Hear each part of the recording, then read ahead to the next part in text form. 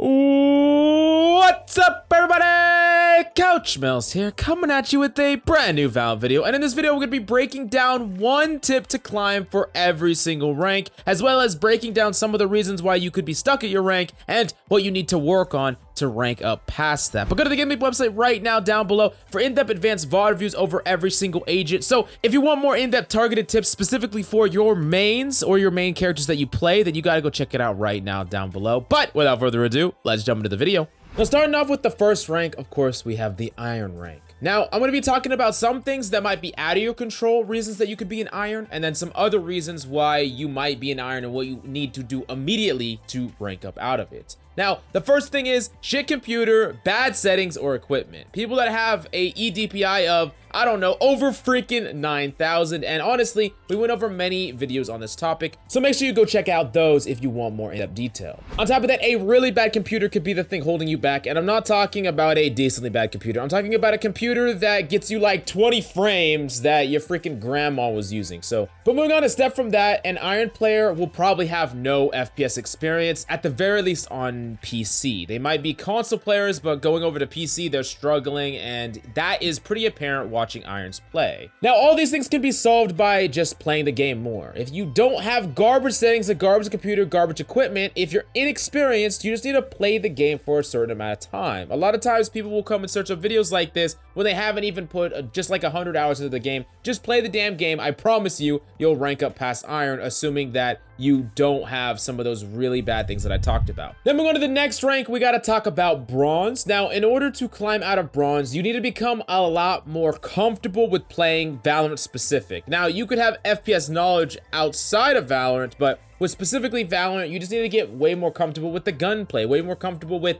what agents there are. And honestly, to best do this, I would highly suggest stick with a few agents. Try not to learn everything all at once, and while that might give you a good baseline, it's gonna be a long time until you get used to all your agents if you're just playing like a random one every single time. Make sure you learn your abilities, what they do, what they're for, and then just think about what the reasoning you're using them every single time. That's gonna get you past the Bronze rank, in addition to grinding your mechanical skill, of course. But then we move on to the Silver rank, and when you're in Silver, I think that there's a lot of things that you should start doing so when you go into Gold and Plat and beyond that. So you can now start dabbling into concepts like refragging information, stalling. Well, you're not gonna know how to do these amazingly well. That doesn't matter. It's just thinking about what they mean, you know, refragging, making sure that you're following up from a teammate's death, and you start to understand what's the difference between a free death, which is a death that gets killed with nothing gained, or a death that gets you some form of value where your teammates push in, they die, and you get the follow-up kill, or vice versa. And well, yes, it's gonna be surface level. It's still good to start thinking about a lot of these concepts. On top of that, you could start thinking about your abilities and response to enemies' actions. You know, it's really easy to break down what you should be doing in every given round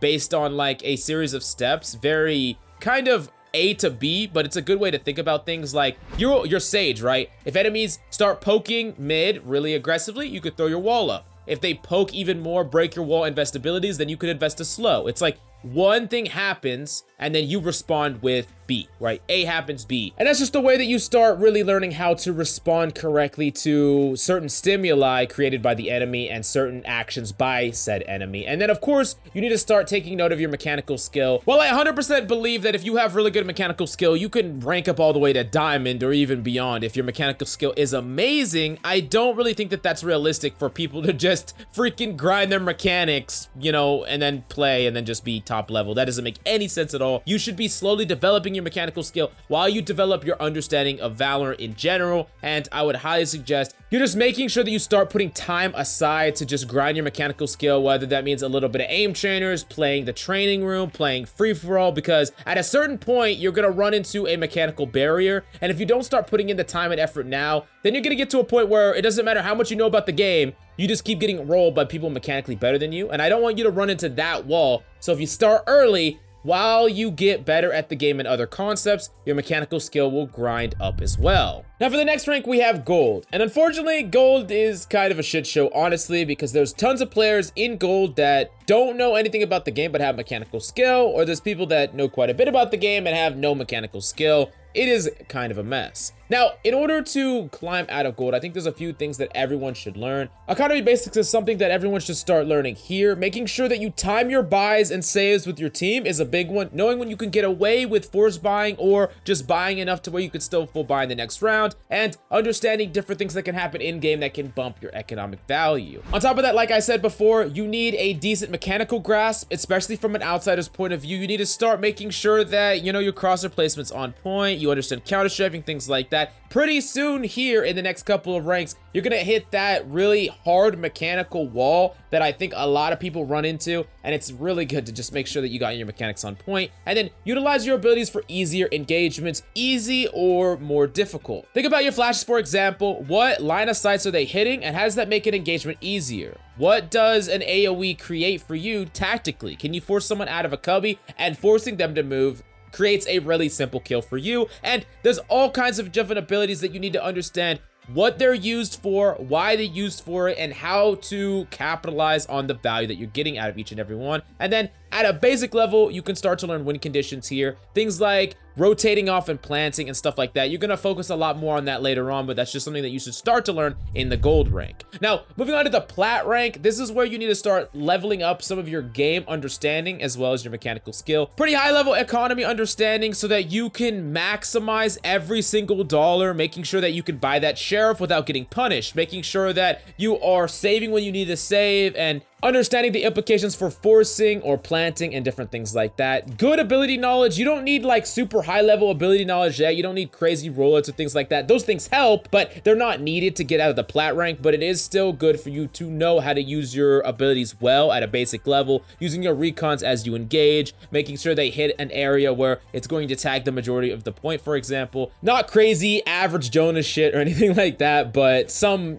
decently high level knowledge at this point. And then of course, decently high level of mechanical skill. You're starting to go up against diamond players, and diamond players will often fight against plats and immortals, so they have a particularly high mechanical skill level, and if you just get to plat, you could know tons about everything, but you don't have great mechanical skill, you will just stay there. So it's definitely important to consistently keep focusing on all those mechanical fundamentals. And I know I keep harping back to them here, but I don't really explain all of them. That's because there's entire videos dedicated to that on this channel. You can go check that out, or if you want even more in-depth videos, you can go to the GameLeap website down below. The next up is tilt management. Plat's gonna be a pretty tilting place. Most ranks are, but you need to make sure that you are stepping away when you're playing tilted, understanding how your tilt affects the game, making sure that you try to effectively communicate, and of course muting people that are just not being helpful at all, being passive aggressive and things like that.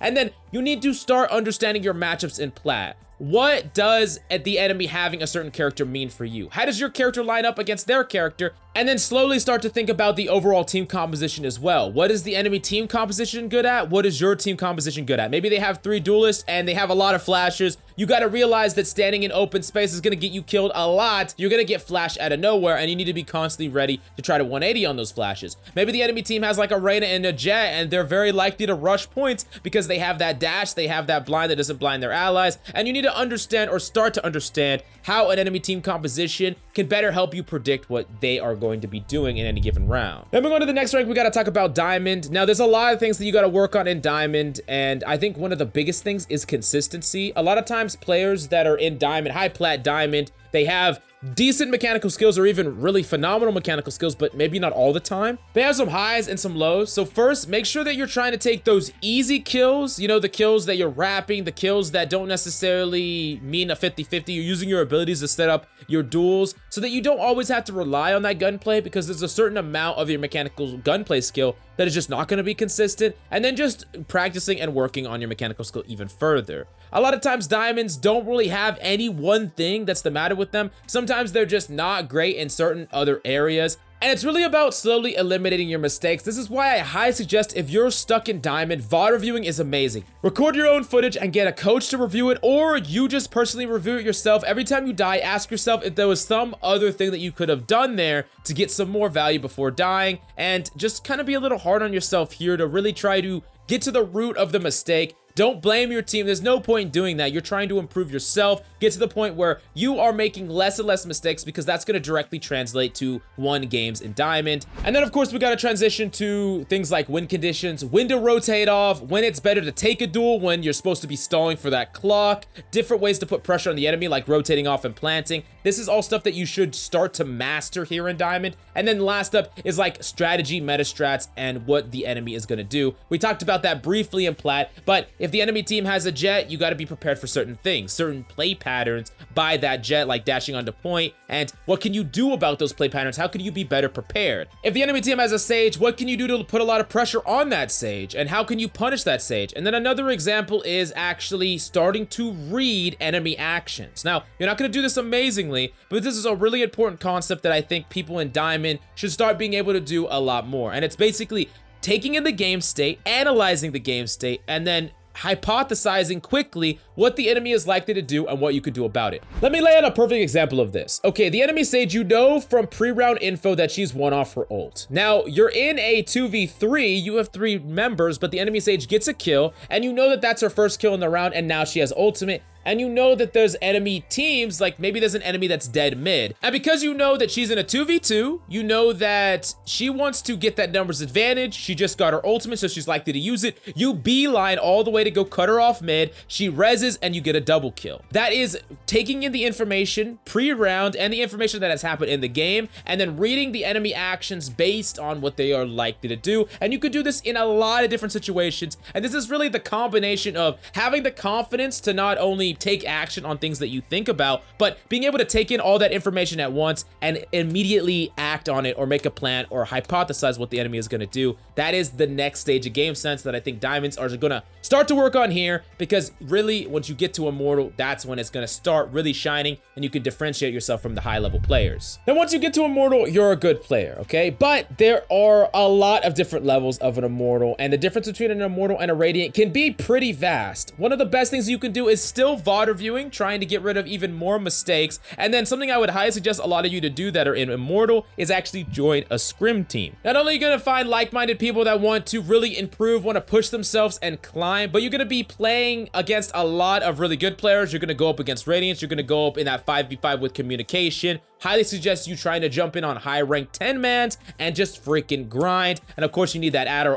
I mean, of course you need to be well rested and hydrated, you know. But all joking aside, really Immortal is like a pretty big grind. Sometimes when people are really trying to grind through Immortal and get better, it's a lot of really tiny mistakes or tiny things that they're doing really wrong. Compared to the lower ranks where some of the mistakes are huge, Immortal, the mistakes are small, but that doesn't mean they don't matter. It just means that fixing those mistakes is going to take a lot of trial and error, a lot of time, and often it feels like a really hard grind. But of course, if you don't give up, you keep grinding every day, and you take it seriously, eventually you will make it all the way to the Radiant rank and maybe even beyond to Pro. And the moment any of you get signed to a Pro team, you better give your boy Coach Mills a shout out. But go to the GameLeap website in the links down below for in-depth advanced guides, VOD reviews, tips, and tricks. But that's all I got for you today. I freaking love yo faces. Thank you so much for coming by, and I'll see you next time.